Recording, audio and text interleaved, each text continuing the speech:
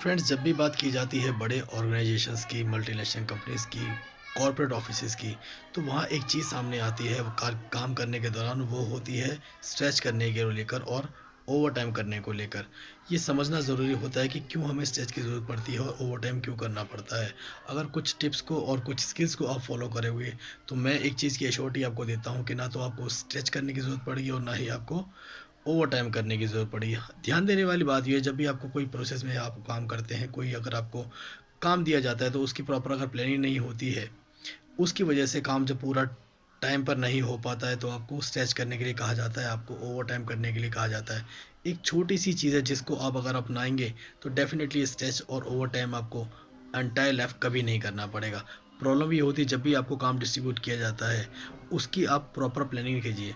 जब भी आप प्रॉपर प्लानिंग करोगे ना, तो दिए हुए टाइम में जो 8 घंटे, 7 घंटे आपके वर्किंग आवर्स जो आपको सिस्टम के ऊपर देने पड़ते हैं, उसकी प्रॉपर प्लानिंग ना होने की वजह से आप लोगों का काम टाइम पर पूरा नहीं हो पाता है और जिसकी वजह से आपको स्ट्रेच करने के लिए बार-बार कहा जाता है और आप भी इस चीज़ को एक्सेप्ट नहीं करते खुशी से, क्योंकि आपका मन होता नहीं है स्ट्रेच करने का और ओवरटाइम करने का, और ज़बरदस्ती आपके ऊपर स्ट्रेच और ओवरटाइम की जो ज़िम्मेदारी है वो डाल दी जाती है। तो सिंपल सी एक आप काम कीजिएगा, जब भी आपको प्रोसेस जो भी डिस्ट्रीब्यूट काम करता है देता है, तो आप उसकी प्रॉपर प्लानिंग कर लीजिए। आपके पास जो भी वर्किंग आवर्स है, आप उनको डिस्ट्रीब्यूट कर लीजिए कि आपको कितने घंटों में किस हिसाब से उस काम को करना है।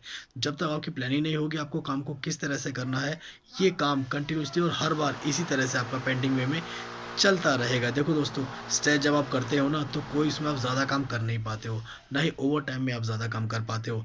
जब आप 8 घंटे आपको मिले हुए, तो आपकी प्लानिंग इस तरह से होनी चाहिए कि आपका पूरा का पूरा काम जो है, उस पीरियड के अंदर ही हो जाना चाहिए, ताकि आपको ना स्ट्रेच के लिए बोला जा सके, ना ही आपको ओवरटाइम के लिए कहा जा सके।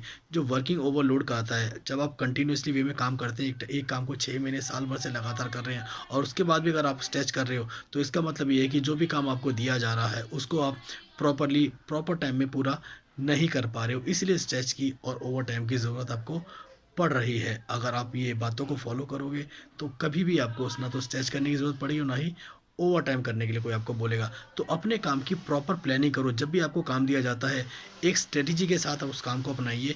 एक तय कीजिए समय सीमा कि इन 7 से 8 घंटों में आपको कितना टाइम जो है सिस्टम के ऊपर देना है, ताकि आपको दिया हुआ काम जो है वो टाइम से पूरा हो जाए। जब ये काम टाइम से आप पूरा हो जाएगा और जब आपकी मैनेजमेंट देखेंगी, आपके मैनेजर इस चीज़ को देखते हैं कि आप प्रॉपर सारा काम एक टाइम टेब के अनुसार कर रहे हैं और उसे सही टाइम पे पूरा भी कर रहे हैं, तो आपको ओवर टाइम के लिए कभी भी नहीं कहा जाएगा। यही बातें होती हैं जो आपकी पूरी टीम अपना करके अपना पूरा टाइम जो होता है, वो सिस्टम पे ज़्यादा से ज़्यादा देकर, और किस वे में आपको काम करना है, आपकी स्पीड क्या होनी चाहिए, आपको क्या स्किल्स के साथ वो काम करना है, आपको स्मार्ट वर्क किस तरह से करना है, सारी चीज़ें आप उसमें इम्प्लीमेंट कर सकते हैं। मैं जानता हूँ दोस्तों, मल्टीनेशनल कंपनीज़ और बड़े ऑर्गेनाइजेशन में वर्किंग लोड बहुत ज़्यादा होता है, स्पेशली इन प्राइवेट ऑफिसेज़ में। दिक्कत यही होती है कि काम की प्रॉपर प्लानिंग होती नहीं है, काम ऊपर से एकदम से आता है और आपके ऊपर बर्डन पड़ जाता है। तो आप ही को अपने हिसाब से उस प्लानिंग को करना है कि किस तरह से आपकी प्लानिंग ऐसी हो कि जो भी काम आपको डिस्ट्रीब्यूट एक दिन के अंदर हो रहा है, वो टाइम पे पूरा हो जाए। आप एक छोटी-सी बात सोच कर देखिए, आपके पास 7 से 8 घंटे हैं जो आप सिस्टम के ऊपर गुज़ार सकते हैं। जब 7 से 8 घंटे में आप उस काम को पूरा नहीं कर सके, तो लास्ट के 1 या 2 घंटे में आप उस काम को पूरा कैसे करोगे?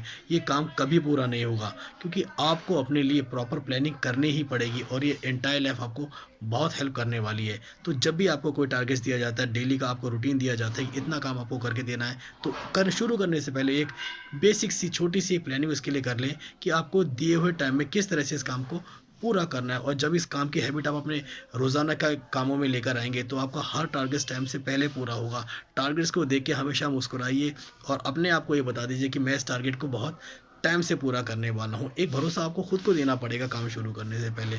तो इस चीज़ को अपनाइए, अपने टाइम पे काम को पूरा करने की एक प्लानिंग कीजिए और टाइम से ही उस काम को पूरा कीजिए। ये छोटी-छोटी चीज़ें जो हैं, आपको बहुत हेल्प करती है हर चीज़ को टाइमली करने के लिए, क्योंकि जब तक आप अपना काम टाइम पे पूरा नहीं करेंगे, आपके आगे बढ़ने सक्सेस के रास्ते में बहुत बड़ी रुकावट हो जाती है। आप कॉन्फिडेंट अंदर से नहीं हो पाते हैं। तो ये बहुत छोटी चीज़ें होती हैं, लेकिन ये आपको कॉन्फिडेंट बनाती हैं। तो वादा करिए अपने आप से, आज के बाद जो भी आपको डेली वर्क दिया जाएगा, उसकी आप प्रॉपर प्लानिंग करेंगे और दिए हुए टाइम में अपने काम को पूरा करेंगे, ताकि आपको कोई ना स्ट्रेच के लिए बोले, ना ही कोई ओवर टाइम के लिए बोले।